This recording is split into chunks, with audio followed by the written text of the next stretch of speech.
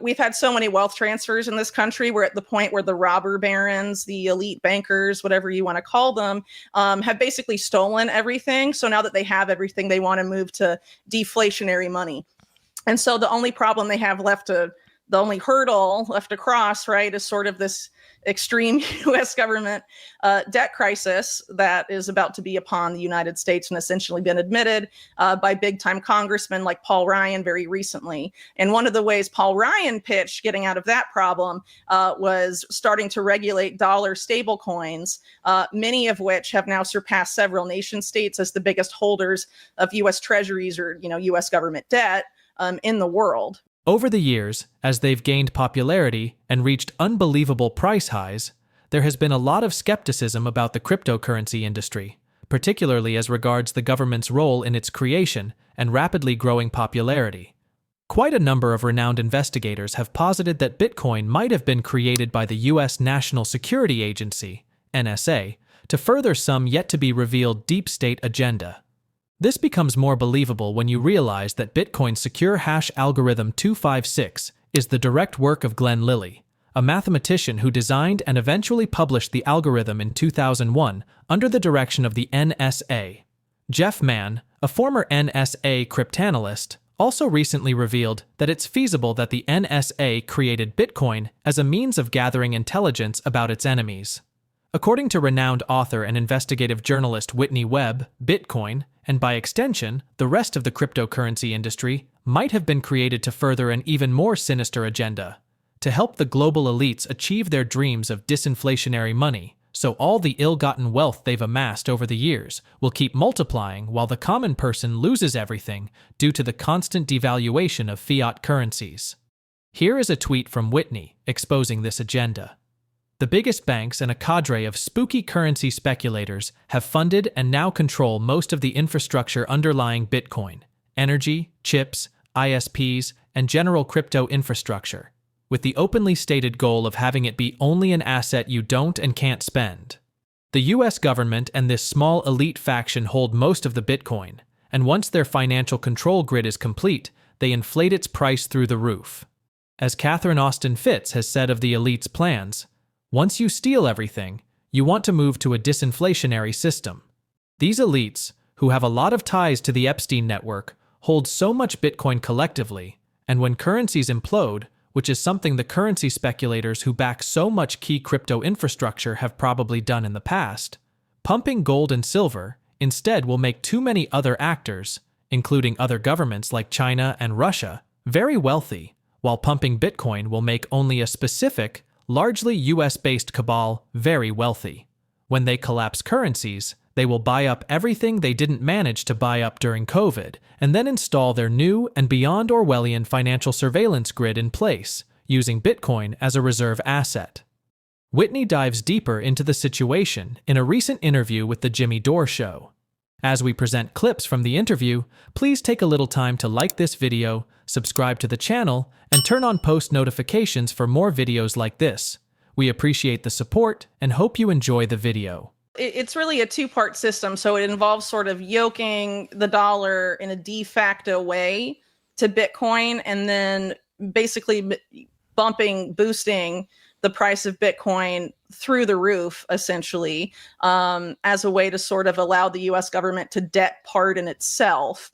And one of the reasons, well, I don't want to get too far ahead of myself, so I'll come back to that later.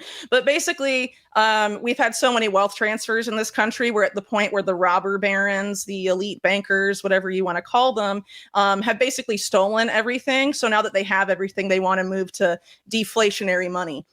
And so the only problem they have left the only hurdle left to cross, right, is sort of this extreme U.S. government debt crisis that is about to be upon the United States and essentially been admitted by big-time congressmen like Paul Ryan very recently. And one of the ways Paul Ryan pitched getting out of that problem was starting to regulate dollar stablecoins, many of which have now surpassed several nation states as the biggest holders of U.S. treasuries or, U.S. government debt in the world, right? So you have like the biggest dollar stablecoin like Tether now holding, more treasuries than well, I forget exactly where it is in the ranking, but it's bigger than Germany and some other countries that have significant amounts of reserves. Unfortunately, I don't have the figures at the top of my head right now, but it's a very easy search to find those exact numbers. But it's very significant and being talked about pretty widely. So stablecoins are becoming a way for the U.S. government to service its debt, and this is sort of being done throughout Latin America, especially where you have sort of this de facto, what I would call sort of covert dollarization happening. So like you wreck an economy like Argentina via the IMF, for example, which the U.S. military and documents published by WikiLeaks several years ago was referred to as a financial weapon of U.S. empire, right? So if you like wreck an economy and you destroy their currency, and then people flock to Tether or USDC or some other, because they can't get their hand on physical dollars. They can get their hand on virtual dollars. And that's happening in a big way in a lot of these economies that have become increasingly destabilized, arguably on purpose, by the US power structure. And then you have them becoming de facto dollarized as opposed to sort of formal dollarization, which took place decades ago in places like Ecuador, El Salvador, where those countries essentially lose a significant amount of their financial sovereignty because they're sort of at the whim of the Federal Reserve, which they have zero control over. So you're saying in a case like that, all right, so their currency's been destroyed partly through IMF policy or entirely. So or World Bank or the multilateral development banking system among, there's these vulture capitalist figures that have been a big issue in Argentina as well. Most of them are American, like Paul Singer, for example, is probably one of the most notorious. BlackRock is also one. And Javier Milei in Argentina has been making, deals with them. Yeah, he doesn't say afuera to BlackRock. Or JP Morgan or, plenty of other, or Silicon Valley. He's like, no, take over our government, please. It's kind of funny. He's like, yeah, like libertarians cheer him on because he's like, I'm going to get rid of the Ministry of Education. It's wasteful. And that, maybe it is. I don't know. I'm not an expert on waste and, the Ministry of Education in Argentina, but he's pitched replacing it with Facebook's AI to train everyone in, all the young people in Argentina for the future of work. That doesn't sound like a great alternative to me. Well, it's hard to tell. I mean, is that like doctrinaire libertarianism? I mean, libertarianism has become so self-contradictory at this point. Like, I don't know who the libertarians are, who the tech right are. It seems like libertarianism allows for infinite expansion of tech power, which I guess he's for. I'm glad you brought that up. Because I think there was a deliberate effort by people like Peter Thiel, for example, and these Silicon Valley figures that frame themselves as libertarian to sort of hijack what people used to consider libertarianism, which was like a lot of concern about decreasing the size of government, maximizing freedom, maximizing civil liberty, things like that. That is not Peter Thiel libertarianism, like at all. But because he's sort of been able to mask himself as that, it's allowed him to sort of develop this other brand of libertarianism that you could argue is sort of taking over or really overshadowing the other type that perhaps, may have been more prominent in some circles a few decades ago. Right. Because there was a lot of commonality between anti-war left and sort of anti-war libertarians. And now that ability, that bridge that existed between those two groups is becoming it's being attacked. It's definitely been attacked. And there's a lot of libertarians now with this current faction that's coming into power that are very much cheering on what, seems very clearly to be an expansion of government actually and the surveillance state, Whitney warns that the U.S. government, Silicon Valley, and Wall Street bankers are using Bitcoin and stablecoins like Tether or USDT to create an alternative, confiscatable, and centrally controlled financial system that will help them ballon their wealth and avoid the inevitable collapse of the current monetary system. While the U.S. government continues to assure citizens that it won't create a CBDC, Whitney warns that stablecoins like USDT have already been earmarked as the digital dollar system.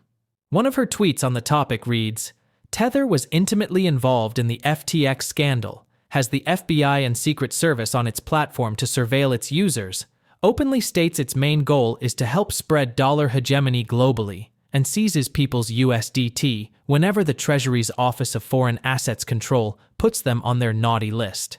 It is not freedom money. It is the newest phase of the US dollar debt slavery system and easily acts as a de facto CBDC in terms of its threats to financial liberty.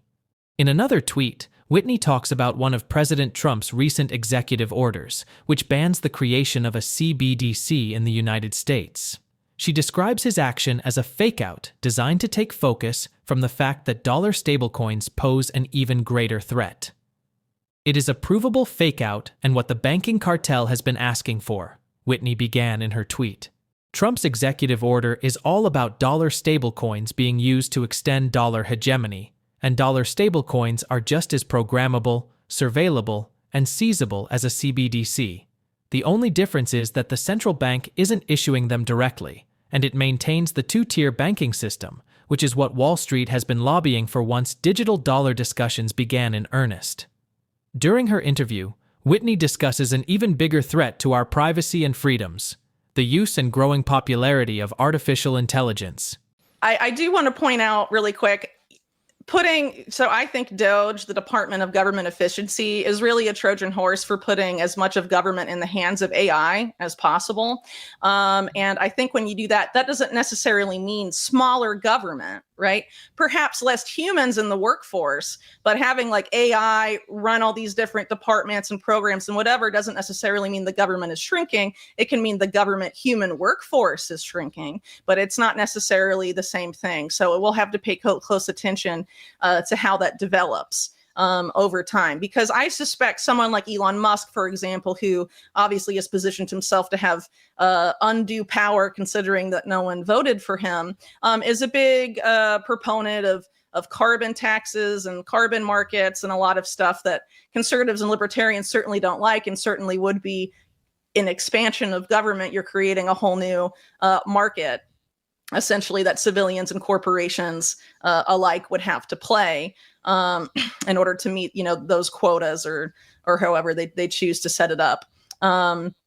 And I think ultimately it's very, very problematic putting AI in charge of government. It's actually something that Eric Schmidt and Henry Kissinger cheered on in their book, The Age of AI, Our Human Future, a very misleading title. It's about the post-human future that they envision. And basically, the way they sort of describe it, and I would recommend people read the book for themselves, but I sort of, my interpretation of it is that it's the ultimate kind of Wizard of Oz cover for the government to get away with whatever it wants. And honestly, like Henry Kissinger's wet dream, no wonder he was so excited about AI, because essentially, you can claim that, they argue that AI will become so much more intelligent than humans and think so differently that it could never explain how it reaches its conclusions to people, which envisions a future of computer says no, computer says yes, computer issues it, and you can't question it, it can't explain itself. We must trust that it's, in a kind of a religious way, that it's so much smarter than anything else. So if it says, Nuki ran, for example, and then they get in trouble for it or something, they'll be like, well, it was the computer and it's so much more intelligent than us humans. That's basically a way for them to get away with whatever they want. Just be like, well, actually the super intelligent artificial general intelligence that's smarter than God himself told us to do it, and we can't question that now, can we? That's basically sort of the setup. And, hopefully that's not the same thing Elon Musk and Ramaswamy have in mind, but I don't know. The lines between Eric Schmidt world and Peter Thiel verse world are actually pretty thin. They're both on the steering committee of the Bilderberg Conference, and they agree on a lot more than they don't. They're both very closely aligned with the Department of Defense as it comes to AI. Eric Schmidt basically wrote the game plan for how national security would use AI as head of the National Security Commission on Artificial Intelligence a few years ago. And of course, Peter Thiel, through many of his companies and the company he backs, is a major military contractor with a lot of ties to the national security state. And of course, not just the Department of Defense in Thiel's case, but also the CIA. And, they're really not that different in the end of the day. I think their sales pitches are different and how they frame stuff is different. So this particular camp that sort of claimed that they're the Silicon Valley libertarians are cloaking themselves in a lot of words like innovation, efficiency, and all of this stuff. But the problem is, AI as an industry is very overhyped. So for example, you could have a company say, like one company I wrote about during COVID-19 is an Israeli company called Diagnostic Robotics. And so they were picked by the Rhode Island governor at the time, who later became Biden's commerce secretary, to basically predict COVID outbreaks before they happen in Rhode Island. And they said themselves that their algorithm was roughly like 75% accurate, but that's like, the company's opinion. That wasn't independently vetted or anything. So it's probably closer to 60 or 50%, like a coin toss. So is it really more efficient to put an algorithm like that in charge of deciding public health policy, or if a particular community is locked down and its economic activity halted or something like that? That's just one example. I mean, obviously AI is being applied to every sector, but there's been a lot of grift in this particular field, and it's also happened with a former DARPA director had sort of a defense tech company. Her name's Regina Dugan when Obama was in power, and they got basically outed for having that.